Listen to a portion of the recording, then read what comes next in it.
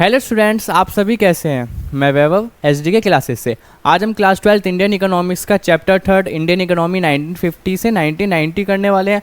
हमने उसके previous parts में एग्रीकल्चर इंडस्ट्रियल सेक्टर कवर कर चुके थे। ये बहुत लेंथी चैप्टर है, इसलिए हम क्या कर रहे थे, इसे पार्ट्स में कर रहे थे। अभी हमारे चैप्टर की एंडिंग चल रही है। इस पार्ट में हम इस चैप्टर को क्या कर देंगे, ख़त्म कर देंगे।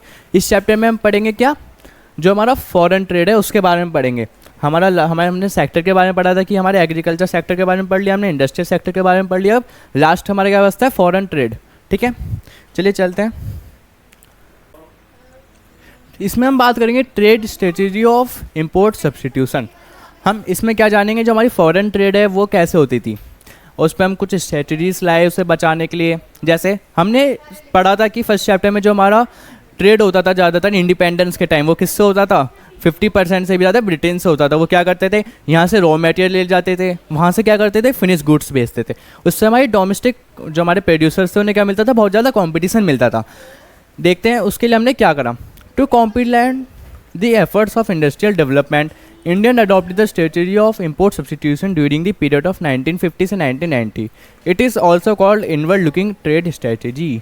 अब हमने क्या करा था कि सारे एफर्ट्स लगाने के लिए जो हमने इंडस्ट्रियल डेवलपमेंट में करे थे, तो इंडियन ने एक अडॉप्ट करी स्ट्रेटजी एक इंपोर्ट सब्स्टिट्यूशन की। हमें फॉरेन ट्रेड से बचाने के लिए या हमारे डोमेस्टिक प्रोड्यूसर्स को बचाने के लिए हमने क्या करा, इंपोर्ट सब्स्टिट्यूशन लाए। इंपोर्ट सब्स्टिट्यूशन लाए, उसका हमने एक दूसरा नाम भी लिखा था, क्या, इनवर्ड लुकिंग ट्रेड स्ट्रेटजी। ये कब लाए थे हम, 1950 से 1990 के बीच में। अब देखते हैं ये होती क्या है। Inward looking trade strategy first to policy to of reliance on import substitution and protection to the domestic industry through import restrictions, import duties in the area of international trade. Note this point carefully. अब इसमें आप ये पढ़ोगे कि जो import substitution थी उसमें क्या होता था। इसमें ये होता था कि जो हमारी फॉरेन, उसमें हम क्या करते थे, रेस्ट्रिक्शन लगाते थे। जैसे हमने पढ़ा था कोटाज हो गया, उसमें फिक्स कर दी क्वांटिटी। हमने क्या कर दिया, चार्जेस फिक्स कर दिए कि आप इतना ही मंगा सकते हो। हमने फर्स्ट पॉइंट में ये देखेंगे कि import substitution implies domestic production of those good which the economy has been importing from rest of the world. First, this is a strategy to save origin exchange by restricting the volume of import. हमने इसमें क्या करा कि जो हम goods अपनी domestic country में बना सकते हैं, हमने वो क्या कर दिया, उस पर रोक लगा दी कि हम बाहर से वो नहीं मंगाएंगे। हमने इंपोर्ट क्या कर दिया, उसका बंद कर दिया। आप डोमेस्टिकली बनाएं, अपने कंट्री में ही बनाएं गुड्स, और क्या करें, अपने फॉरेन एक्सचेंज को बचाएं। हम क्या करेंगे, अब आपको ये देखना होगा कि जितना हमारा पैसा बाहर जाता है, हम उतने ही क्या होते हैं, कमज़ोर होते हैं। अब जिसका पैसा बाहर जाएगा वो तो कमज़ोर हो गई, और जिसका पैसा अपनी कंट्री में रहेगा वो क्या होगा, मतलब ताकतवर होगा। इसलिए हमने क्या करा, अपने सेव करने के लिए क्या, फॉरेन एक्सचेंज को हमने क्या करा, अपनी डोमेस्टिक कंट्री में प्रोडक्शन स्टार्ट करा। Next, foreign exchange being extremely scarce was to be utilized for development of national import, referring import of such plant and machinery which is essential for growth and development but cannot be produced domestically. अब हमने क्या करा, foreign exchange जो हमारे लिए square, ये बहुत square होता है, मतलब बहुत इसकी हमारे यहाँ कमी थी। लेकिन हमने फॉरेन एक्सचेंज किस किस में यूज़ करे, जैसे प्लांट एंड मशीनरी हो गई, जो हम अपने डोमेस्टिकली नहीं बना सकते, हम बस उसमें यूज़ करते थे अपने फॉरेन एक्सचेंज को। एसेंशियल तो जो हमारी ग्रोथ और डेवलपमेंट के लिए। owing the lack of technology और lack of investment fund, ऐसा हम डोमेस्टिकली उन मशीन्स और प्लांट को क्यों नहीं बना पाते थे, क्योंकि हम पे टेक्नोलॉजी नहीं थी, लैक ऑफ फंड था, हम पे पैसों की कमी थी। ठीक है, why adopting inward looking trade strategy to government prefer to economise the use of foreign exchange through import substitution rather than maximize the generation of origin exchange through export promotion. अब अडॉप्ट करने से क्या, inward trade strategy, उसमें क्या होता था, हम क्या करते थे कि जो हमारे इंपोर्ट्स करते थे हम गुड, उसमें तो हमने रोक लगा दी थी। उससे क्या हुआ, हमारा फॉरेन एक्सचेंज बढ़ने लगा। अब हम अपना फॉरेन एक्सचेंज क्या करना चाहते थे, बहुत ज़्यादा और लाना चाहते थे। उससे हमने क्या करा, इससे हमें एक फ़ायदा हुआ। जब हम डोमेस्टिकली बना रहे तो हम क्या करेंगे, ज़्यादा से ज़्यादा हमें एक्सपोर्ट करना चाहिए, जिससे हमारा क्या हो सके, हमें फॉरेन एक्सचेंज मैक्सिमाइज हो सके। Next, also the government wanted to protect domestic industry from international competition. और जो हमारी गवर्नमेंट थी वो क्या करना चाहती थी, हमारे जो डोमेस्टिक प्रोड्यूसर्स थे उन्हें फॉरेन कॉम्पिटिशन से बचाना चाहती थी। अब जैसे ये टी शर्ट जो मैंने पहन रखी है आपको दिख रही होगी, अगर मैं इसे बाहर से मंगाता हूँ तो हमारे डोमेस्टिक जो प्रोड्यूसर्स हैं उन पर क्या होगा, एक कॉम्पिटिशन आएगा कि बाहर से हम, क्योंकि ऐसा तो है नहीं कि बाहर से वो सेम मटेरियल आएगा, वहाँ से कुछ ना कुछ अलग मटेरियल आएगा, जैसे फाइन क्वालिटी हो गई, अलग आपको मटेरियल देखने को मिलेगा। इससे क्या होगा, डोमेस्टिक प्रोड्यूसर्स के लिए कंपटीशन बढ़ेगा। इसी को हमने रोकने के लिए हमारे में क्या लाई थी, इम्पोर्ट सब्स्टिट्यूशन लाए थे। अब नेक्स्ट देखते हम क्या, salient features of growth strategy and its goods and bad effects. अब हम जानेंगे जो हमने ट्रेड स्ट्रेटेजी लाई थी उसके कुछ गुड्स इफेक्ट थे और कुछ बैड इफेक्ट्स थे भी, जानते हैं इसके फ़ायदे और नुकसान क्या थे। Based and mixed economics and 5 years plan as the overall growth model, the growth strategy during the following salient features. अब हम जो ओवरऑल ग्रोथ के लिए हम 5 years प्लान लाए थे उसके कुछ फीचर्स थे, सबसे पहले वो पढ़ते हैं। First, public enterprises were to play a central role in the process of industrialisation. अब जो पब्लिक सेक्टर था वो क्या निभा रहा था, अपने एक सेंट्रल रोल निभा रहा था, बहुत अहम भूमिका निभा रहा था, किसके लिए, इंडस्ट्रियलाइजेशन के लिए। अब हमने पढ़ा था कि अपने क्या इंडस्ट्रियल सेक्टर वाले टॉपिक में कि पब्लिक सेक्टर ने कैसे बहुत बड़ा इन्वेस्टमेंट करके खुद अपने ऊपर सारी चीज़ें लेके इंडस्ट्रियलाइजेशन को कैसे बढ़ाया। Second, private enterprise were to play only a secondary role in the process of industrialisation and to under permit licence raj. अब प्राइवेट एंटरप्राइजेस ने क्या करा था, अपना सेकेंडरी रोल निभाया था, किसमें, इंडस्ट्रियलाइजेशन में, किसके अंडर में, परमिट लाइसेंस राज में। जैसे इट वॉज अ सिस्टम, एक ऐसा सिस्टम था under which private entrepreneurs were to obtain a licence from their industrial establishment and in most cases were to produce goods with the legally prescribed limits of production capacity। अब इसमें जो private जो entrepreneurs होते थे तो क्या करते थे, अपनी इंडस्ट्रियल जो भी बनाते थे उसके लिए क्या लेते थे, लाइसेंस लेते थे और एक उन्हें कैपेसिटी दी जाती थी कि आप अपने गुड्स बना सकते हो या लीगली जिस आपको लिमिट सेट करी गई है उसी के अंदर आपको प्रोडक्शन करना है। Next, process of intelligence focused on import substitution implying that the production of such goods forced to according a high priority which were imported from rest of the world। The idea was to see safe reliance as well as economics use of foreign exchange। अब हमें क्या बताया गया, जो process of intelligence से focus करा गया ऐसे इंपोर्ट सब्स्टिट्यूशन पे, आपको ऐसे ही गुड्स मंगाने चाहिए, जैसे हमने पढ़ा था कि प्लांट एंड मशीनरी जो आप डोमेस्टिकली नहीं बना सकते, उससे क्या होगा, आपका फॉरेन एक्सचेंज बचेगा, आपको जिस चीज़ की ज़्यादा नीड है आप वही मंगाएं बाहर से, ठीक है, उससे क्या होगा, हमारा फॉरेन एक्सचेंज बचेगा। Fourth, as far as possible domestic industry vote to protect from foreign competition protection was है to offer through heavy duty on imports and fixation of import quota it was lies protection would foster the growth of domestic industry. हमने अपने previous part में पढ़ा था कि हम कुछ tariff और कोटास लाए थे कि हमें अपनी डोमेस्टिक कंट्री या डोमेस्टिक प्रोड्यूसर्स को बचाना है, तो हम क्या करा, हमने फिक्सेशन ऑफ क्या कर दिया, कोटास कर दिया। कोटा में हमने क्या करा था कि आप इतने ही गुड्स मंगा सकते हैं, हमने उस पर क्वांटिटी रेस्ट्रिक्शन लगा दिया था एंड हमने क्या कर दिया था, चार्जेस बढ़ा दिए थे, इंपोर्ट ड्यूटी बढ़ा दी थी कि आपके जितने आप इंपोर्ट करोगे उस पर हाई चार्जेस होंगे, ठीक है। उससे क्या हुआ, हमारी डोमेस्टिक जो कंट्री थी उसके डोमेस्टिक प्रोड्यूसर्स को क्या मिला, कॉम्पिटिशन से राहत मिली थी। क्यों, क्योंकि हमने कोटास और टैरिफ ला दी थी इंपोर्ट सब्स्टिट्यूशन से। फिफ्थ, हमने पढ़ा था कि large scale industry was to able develop with a view to building and infrastructure base in the country. अब जो हमारी लार्ज स्केल इंडस्ट्रीज थी वो क्यों डेवलप करी जा रही थी, बिकॉज क्योंकि वो हमारा इंफ्रास्ट्रक्चर हो गया, व्यू देखा जाए कि बिल्डिंग्स हो गई, वो हमारा बेस बना रही थी हमारी कंट्री के लिए। Six, small scale industry wants to be developed with a view to achieving the objective of employment and equity. अब जो स्मॉल स्केल इंडस्ट्रीज थी वो किसके व्यू से चल रही थी कि हमारे जो इंडस्ट्रीज हो गए, जो इकोनॉमी हो गई, उसमें क्या हो सके, इक्विटी हो सके, सोशली वो क्या कर सकें, आगे बढ़ सकें। क्योंकि हमने पढ़ा है कि जो प्राइवेट सेक्टर होता है वो तो प्रॉफिट मैक्सिमाइजेशन की ओर चलता है, जो हमारा पब्लिक सेक्टर है वो सोशली सोचता है। अब हम किसकी बात करेंगे, हमारे गुड्स इफेक्ट्स क्या होते हैं ट्रेड स्ट्रेटेजी के, जितने भी हमारी ओवरऑल गुड्स इफेक्ट हैं वो पढ़ते हैं। सबसे पहले, the strategy of growth during the period of 1950 से 1990 yield the following goods effect. अब जानते हैं सबसे पहला कौन सा इफेक्ट है, economic growth, quotas big push with a blunt of green revolution despite a massive increase in the agriculture output. proportion of industrial sector in GDP increased from 13% in 1950 to 50 in 90 sorry 1 to 24.6% in 1990 to 91। अब हमने देखा जब हम क्या लाए थे, economic growth से quotas को एक बिग पुश मिला था इन्वेस्टमेंट में, उससे क्या हुआ, बहुत ज़्यादा मैसिव इंक्रीज़ हुआ किसमें, एग्रीकल्चर में। आप देख सकते हैं जो है प्रोपोर्शन निकाला जाए इंडस्ट्रियल सेक्टर का जीडीपी में इंक्रीज़ हुआ 13% से। वो कब था, 1950 से 1990 में। वो 1990 से 1991 में कितना हो गया था, 24.6% हो गया था बढ़ के। Which is a sign of growth of structure changes industrial output records a significant right. इससे हमें क्या पता चल रहा था कि जो हमारा इंडस्ट्रियल सेक्टर है वो कितना ज़्यादा राइज हो रहा है, कितना ज़्यादा डेवलप हो रहा है। There was recent 6% annual increase in output during the period of 1950 to 1990। 1950 से 1990 में हमने ये पढ़ा कि हमारा 6% से आउटपुट क्या हो गया था, बढ़ गया था।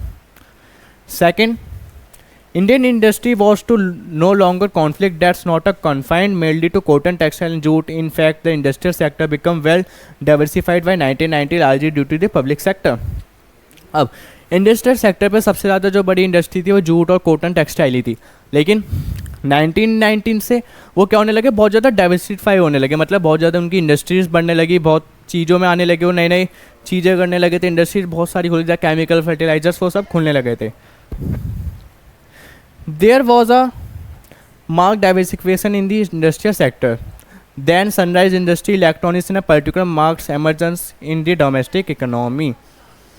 अब क्या हुआ, जो हमारा इंडस्ट्रियल सेक्टर था उसमें सबसे ज़्यादा ग्रोथ किसको हो रही थी, जो इंडस्ट्रीज़ कौन सी है, इलेक्ट्रॉनिक्स। उनके लिए एक सनराइज जैसा था, मतलब उनके लिए सूरज की एक चमक होती है ना, उनके जैसे जैसे सूरज उगता है तो सारे में रोशनी फैलाता है, उसकी तरह जो इलेक्ट्रॉनिक इंडस्ट्री थी वो क्या करती है, एकदम से ऐसे बूम की तरह उठी कि वो सबसे ज़्यादा ग्रोथ करी उन्होंने। Growth of large scale industry, जैसे हमारा नेक्स्ट पॉइंट है, जैसे Rourkela, Birla steels plant, projected and infrastructure shift in the Indian economy. The Indian economy show its ability to absorb impact of large scale industrialisation. अब जो हमारी growth है large scale industries का, जैसे कौन सी हो गई, रोकेला हो गई, बिरला स्टील प्लांट्स हो गए, जिनका प्रोजेक्टेड था इंफ्रास्ट्रक्चर शिफ्ट को हमारे इंडिया में लाना, उसके वजह से क्या हुआ, जो हमारी इंडियन इकोनॉमी थी उन्होंने एबिलिटी दिखाई कि वो एब्जॉर्व कर सकती हैं सारी लार्ज इकोनॉमिक्स को, जितनी भी हमारी लार्ज स्केल इंडस्ट्रीज हो गए वो अपने अंदर उन्हें एब्जॉर्व कर सकती हैं, मतलब उन्हें संभाल सकती हैं। Next, growth of SSI made a contribution in achieving objective of growth with social industries. 1 minute. अब जो हमारी स्मॉल स्केल इंडस्ट्रीज़ थी उसमें क्या हुआ, वो अचीव करने में क्या निर्भर थी, वो सक्षम थी कि वो एक सोशल ऑब्जेक्टिव को या सोशल जस्टिस को क्या कर सकती हैं, अचीव कर सकती हैं। कौन, स्मॉल स्केल इंडस्ट्री। क्यों, क्योंकि उसमें क्या होती है, लेबर इंटेंसिव टेक्निक हम सबसे ज़्यादा यूज़ करते हैं, उसकी वजह से क्या होता है, बहुत ज़्यादा सोशल वेलबींग बढ़ता है। The development of small scale industry offered entrepreneur opportunities for the small investment lacking funds of large enterprise. अब हमने क्या देखा, जो इंडस्ट्रीज होती थी वो एंटरप्रेन्योर से अपॉर्चुनिटीज़ लाती थी, बिकॉज उसमें क्या होती थी, स्मॉल इन्वेस्टमेंट्स होती थी। हमने ये पढ़ा था कि लो इसमें क्या होती है, लेबर इंटेंसिव होती है, तो उसमें क्या होती है, लेबर्स की क्या होती है, एम्प्लॉयमेंट जनरेशन ज़्यादा होता है, उसकी वजह से क्या होता है, सोशली लोग ज़्यादा उसमें मिल पाते हैं। Briefly the growth process during the period 1950 से 1990 देखा जाए, so a noticeable structure shift in the economic significance of agriculture sector. अगर आप एग्री सेक्टर्स की बात करें in terms of relative contribution to GDP, या started declining in the favour of industrial sector की बात करें, जो गोल्स थे हमारे 5 ईयर प्लान के, जैसे growth, modernisation, equity, self line, started showing green shoots. उन्हें क्या मिल गए थे, ग्रीन शूट्स, मतलब वो बहुत जल्दी जल्दी आगे बढ़ रहे थे। अब हम पढ़ेंगे कुछ हमारे बैड्स इफेक्ट थे। अब ये भी पढ़ लेते हैं क्या होते हैं हमारे bad effects were are significant as good effects there are as under. अब जो हमारे बैड इफेक्ट्स हैं उनके कुछ ऐसा देखा जाए सिग्निफिकेंट थे गुड इफेक्ट्स, जैसे first, in due course of time the plants realise excessive dominance of public sector. अब जो हमारी प्राइवेट, अब जो डोमिनेंस है हमारी किसकी, पब्लिक सेक्टर की, उसकी वजह से क्या हो गया, जैसे हमारा जो प्राइवेट सेक्टर था वो डोमिनेंस कर रहे थे किस पे ज़्यादा, हमारा पब्लिक सेक्टर हो गया किस पे कौन ज़्यादा डोमिनेंस कर रहा था, प्राइवेट सेक्टर पर। उसकी वजह से covering the production of certain consumers good which the private sector was well equipped to do was realized the key element of excessive dominance. It was indeed surprising that even bread and shoes were produced by the public sector enterprises. This undermined the significance of private sector as agent of growth. अब private sector पे ये भी नहीं था कि वो goods produce कर सकें, उन्हें सब किसके अंडर में करने थे, पब्लिक सेक्टर के अंडर में, क्योंकि पब्लिक सेक्टर भी जो ब्रेड हो गया, शूज़ हो गए, वो भी कौन प्रोडक्शन कर रहा था, उसका public sector. Next, public sector monopolies gradually turn to be a dead social weight. Inefficiency, corruption, leakage, privilege emerged as the air principal characterized by incurring huge losses. Public sector enterprise insufficient use of scarce national resources. अब ये देखा गया अगर public sector का primary role है, वो हर चीज़ में dominate कर रहा है, तो उसमें कुछ नुकसान आने लगे। क्या होने लगा, लीकेज होने लगा मनी का, करप्शन होने लगा, उसके जो मतलब एम्प्लॉयज़ होते थे वो लेट आने लगे अपने काम में, मतलब बहुत स्लो डाउन हो चुका था। The need to obtain a licence from opening a new firm expanding the existing firm was misused by big industrial houses. अब आपको किसकी ज़रूरत पड़ती थी इंडस्ट्रीज़ को डेवलप करने के लिए?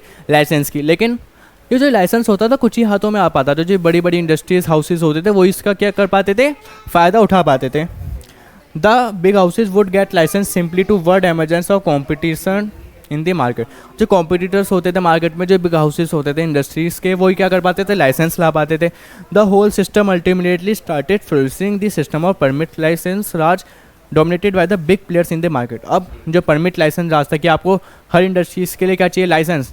उसके लिए क्या करने लगे? जो बिग हाउसेस थे वो उस पर डोमिनेट करने लगे कि हम पे ही लाइसेंस है बस, और किसी पे नहीं आ पाए। नेक्स्ट क्या हमारा? Protection of domestic industry stimulated it's growth. अब जो हमारी डोमेस्टिक कंट्री को प्रोटेक्ट करने के लिए क्या करना पड़ा? हमारी ग्रोथ को स्टिमुलेट करना पड़ा। But it failed to achieve international standard of production quality. अब ये बहुत ज़रूरी है कि जो हमने इम्पोर्ट सब्स्टिट्यूशन लाया हम अपनी डोमेस्टिक प्रोड्यूसर्स को बचाने के लिए, उसी वजह से क्या होने लगा? जो हमारे प्रोड्यूसर्स थे डोमेस्टिकली वो बहुत ज़्यादा लैग ऑफ, मतलब देखा जाए जैसे आप में टी शर्ट ही ले लीजिए, जैसे टी शर्ट थी, ये उस क्वालिटी के बना ही नहीं पाए जो हमारी बाहर से आती थी। अब ये सोचते थे कि हमें तो कोई कंपटीशन मिलने का ही नहीं है बाहर से, उसकी वजह से क्या होने लगा? हमारे लैक ऑफ, आप जैसे मान लें क्रिएटिविटी हो गई, लैक ऑफ क्रिएटिविटी। अब वो डोमेस्टिकली सोचते थे जो हम बना रहे हैं वही बिकेगा हमारी कंट्री में। अब उन्हें क्योंकि बाहर से, अब गाड़ियाँ ही ले लीजिए, जैसे हमारे देश में इंडिपेंडेंस के टाइम जो गाड़ियाँ होती थी पहले कौन सी चलती थी? हमारी वो हो गई ब्रांड एम्बेसडर गाड़ी हो गई। उससे के अलावा कोई आपको गाड़ी दिखेगी नहीं वहाँ पे। टाटा की गाड़ी हो गई, वो हो गई। जैसे अब नई नई गाड़ियाँ आती हैं, स्विफ्ट हो गई, लैम्बोर्गिनी हो गई, वो क्या होती हैं? क्योंकि उन्हें उस टाइम कंपटीशन नहीं मिल रहा था, बाहर से नई टेक्नोलॉजी नहीं आ रही थी हमारी इंडियन इकोनॉमी में। उससे क्या हो रहा था? उसकी वजह से क्या होता है? Stimulated growth but it fail to achieving international standard. वो एक इंटरनेशनल स्टैंडर्ड पे आ ही नहीं पा रहे थे। Lack of competition promoted rather domestic entrepreneurs were focused open monopoly control of the market. Growth through competition and diversification was continuously avoided. अब जी growth करना चाह रहे थे, बाहर के लोगों से तो कर नहीं पा रहे थे उसकी वजह से, लेकिन ये ज़रूरी था हमारे लिए जिससे हम अपने आप को डाइवर्सिफाई कर सकें। लास्ट क्या है हमारा? Saving foreign exchange, saving foreign exchange. Saving foreign exchange through import substitution rather than generating it through export promotion to an inefficient policy instrument. अब हम फॉरेन एक्सचेंज अपना बचाने के लिए कई सारे इंस्ट्रूमेंट्स लाए। हमने पढ़ा था कौन कौन से टैरिफ्स हो गए, कोटाज़ हो गए, इंपोर्ट ट्रेड स्ट्रेटजी हो गई। Avoid for foreign exchange reserve started sinking and end of the 1990 stock of sank to bottom so much that we had to pledge gold reserve with the World Bank to service our borrowing. अब ये देखा गया कि जो हमारी gold था वो हम पे बचा रह गया था, जो हमारा फॉरेन एक्सचेंज था वो बिल्कुल ख़त्म होने जा रहा था। उसकी वजह से हमारी जो इकोनॉमी थी वो भी क्या होने लगी? स्लो डाउन होने लगी। हम अपने आप आज के समय में देखोगे आज हमारे यहाँ सब ओपन है। आप बाहर से जितना मंगाए कोई बात नहीं, आप यहाँ से कितना भेजें वो भी कोई बात नहीं, ना कोई ज़्यादा टैक्सेस है ना कोई ज़्यादा रेस्ट्रिक्शंस है। अब हम ये नेक्स्ट चैप्टर में भी पढ़ेंगे कि ये हमारे जो ओपन है उसके भी कुछ फ़ायदे हुए। अब सबसे लास्ट के चैप्टर में हमारा ये लास्ट टॉपिक है कि कंक्लूजन क्या निकला ये सब करने का। जानते हैं कंक्लूजन क्या हुआ? As a result of the strategy of growth under 5 year plan, हमने देखा है इसका रिजल्ट क्या है स्ट्रेटजी ऑफ ग्रोथ का 5 ईयर प्लान में। Indian economic was able to break the barrier of economic stagnation. जो इंडियन इकोनॉमिक थी वो इतनी तो काबिल हो चुकी थी, वो एक ब्रेक कर पाई किसको? एक बैरियर को, जो इकोनॉमिक स्टैग्नेशन थी, जो हमारी इकोनॉमिक पिछड़ी हुई थी, जो बैकवर्ड थी, वो हमने ब्रेक तो कर दिया था। India become a self sufficient in food grain protection. हमने क्या करा? फूड ग्रेन, अब हम अपने आप में इतना सफिशिएंट हो चुके थे कि हम अपने पे खुद का फूड है, हमें इम्पोर्ट की ज़रूरत नहीं है। लैंड रिफॉर्म्स लाए हम। HIV technology turn Indian agriculture from A stagnant and backward sector into a vibrant and growing sector in the economic. The industrial sector was diversified. अब HIV टेक्नोलॉजी की वजह से, लैंड रिफॉर्म की वजह से हमारे एग्रीकल्चर तो जो स्टैग्नेंट एग्रीकल्चर से वो किस में बदल चुका था? वाइब्रेंट एग्रीकल्चर सेक्टर, मतलब उसमें बहुत ज़्यादा ग्रोथ हो रही थी। उस समय हमारे इंडस्ट्रियल सेक्टर भी बहुत क्या डाइवर्सिफाई होने पड़ा। Industrial development become participle reality. A structure shift in terms of relative contribution of agriculture industrial sector to GDP also become perceptible। अब देखा जाए जो हमारा एग्रीकल्चर इंडस्ट्रियल सेक्टर था बहुत ज़्यादा क्या था? कंट्रीब्यूशन हो रहा था GDP में। बट पैराडॉक्सली देखा जाए even as the industrial sector grew contribution of agriculture sector to GDP decline. अब ये क्या होता है, और जो हमारा एग्रीकल्चर का सेक्टर का कंट्रीब्यूशन था वो तो गिर रहा था, लेकिन इंडस्ट्रियल सेक्टर का बहुत ज़्यादा किसका कंट्रीब्यूशन बढ़ रहा था, इंडस्ट्री सेक्टर का। Almost 65% of the population continue to be employed in agriculture sector till 1990। 1990 तक या उसके लास्ट तक देखा जाए हमारी पॉपुलेशन थी जो इंडिया की कितनी, 65% वो किस में काम करती थी, एग्रीकल्चर सेक्टर में। Implying that the growth in industrial sector and service sector was not sufficient to absorb the scale plus labour force to agriculture sector. ठीक है, स्केयर है। अब जो हमारी सर्विस सेक्टर इंडस्ट्रियल सेक्टर है वो इतना अपना अंदर मतलब उसमें इतना कामयाबी नहीं थी कि वो सारी जो हमारी लेबर फोर्स है उन्हें अपने अंदर एब्जॉर्व कर सके, मतलब उन सबको क्या देख सके, एम्प्लॉयमेंट देख सके। Spurt in productive owing to green revolution lead to a huge backlog of surplus labour force in agriculture, but industrial growth was not enough to observe that surplus. अब इंडस्ट्रियल ग्रोथ इतनी surplus नहीं थी कि आप सारी employment दे सकें, agriculture सबको employment दे सके। Consequently, the planners were confronted with the situation of massive rural unemployment in the economics. अब जो हमारे प्लानर्स थे वो देख रहे थे हमारे जो अनएम्प्लॉयमेंट हो रही थी उसकी वजह क्या है, उसे दोबारा से सुधार कैसे है। Beside growing unemployment among the educated young in the urban areas, अब हमारा अनएम्प्लॉयमेंट बढ़ने लगी थी। अब इसकी संख्या किसकी ज़्यादा थी, एजुकेटेड लोगों की, कि वो जो अर्बन एरियाज़ में रहते थे। This was recognised on the major limitation of the industrial policies pursued under 5-year plan. अब जो रिकॉग्नाइज करा गया हमारे कौन सी मेजर लिमिटेशंस थी इंडस्ट्रियल पॉलिसीज़ की जो परस्यू करी गई थी हमारी 5-year प्लान में। In addition the excessive reason and protection from foreign competition lead to incompetitiveness and inefficiency of the domestic producers. अब हमने देखा हम अपने डोमेस्टिक प्रोड्यूसर्स को बचाने के चक्कर में हमने क्या करा, इनकॉम्पिटिटिवनेस पैदा कर दिया कि उसमें कोई भावना नहीं है कि वो कंपटीशन करे। कंपटीशन से ये तो होता है कि आप डेवलप ज़्यादा होते। And efficiency domestic producer, the protected private sector seldom realize the need of modernization and diversification। अब हमें रियलाइज़ धीरे धीरे हुआ कि जो हमारा प्राइवेट सेक्टर है उसे हमने क्या करना है, मॉडर्नाइजेशन करना है, उसमें डाइवर्सिफिकेशन करना है उसे ज़्यादा से ज़्यादा। With the passage of time bad effects of the strategy of industrialisation started overshadowing the good effect. अब जो जैसे जैसे टाइम बीतता गया उस पर जो हमारे इंडस्ट्रियलाइजेशन के बैड इफेक्ट्स थे वो गुड इफेक्ट्स पे के ऊपर आने लगे, मतलब बैड इफेक्ट ज़्यादा आने लगे। So much so that the government was compelled to revive the entire strategy of economic growth. अब जो हमारी गवर्नमेंट थी उन्होंने इकोनॉमिक ग्रोथ की जो हमारी स्ट्रेटजी थी उसे दोबारा रिवाइज करा, दोबारा उसे समझा। This lead to the emergence of new economic policy NEP of the subject matter of subject 4। अब जो हमारी गवर्नमेंट थी उन्होंने सारी स्ट्रेटजी बदल के एक न्यू इकोनॉमिक पॉलिसी लाई जो हम चैप्टर 4 में पढ़ेंगे। आई होप आप सभी को ये चैप्टर समझ आ गया होगा। इस चैप्टर में हमने क्या कवर करा, फॉरेन ट्रेड कवर करा। हम अपने नेक्स्ट चैप्टर में इसका आगे का पढ़ेंगे। जो हमारी सरकार थी न्यू इकोनॉमिक पॉलिसी लाई थी इन्होंने, जो हम लाइसेंस हो गया, परमिट राज हो गया, इन सबको कैसे बदला। आई होप आप सभी को वीडियो समझ आ गई होगी। हमने इसमें अपना फॉरेन ट्रेड कवर कर लिया टॉपिक। ये हमारा चैप्टर यहाँ पे ख़त्म हो चुका है। हम अपने नेक्स्ट चैप्टर में पढ़ेंगे कि जो हमारी गवर्नमेंट है वो एक न्यू इकोनॉमिक पॉलिसी लाई थी जिसे हम क्या बोलते हैं, NEP। अगर आपको मेरी वीडियो समझ आई हो तो हमारे चैनल SD क्लासेस को सब्सक्राइब करें, जिससे ज़्यादा से ज़्यादा शेयर करें। अगर आपको इस चैप्टर में कुछ भी डाउट हो तो हमारे कमेंट बॉक्स में आप हमसे कभी भी पूछ सकते हैं। Bye guys.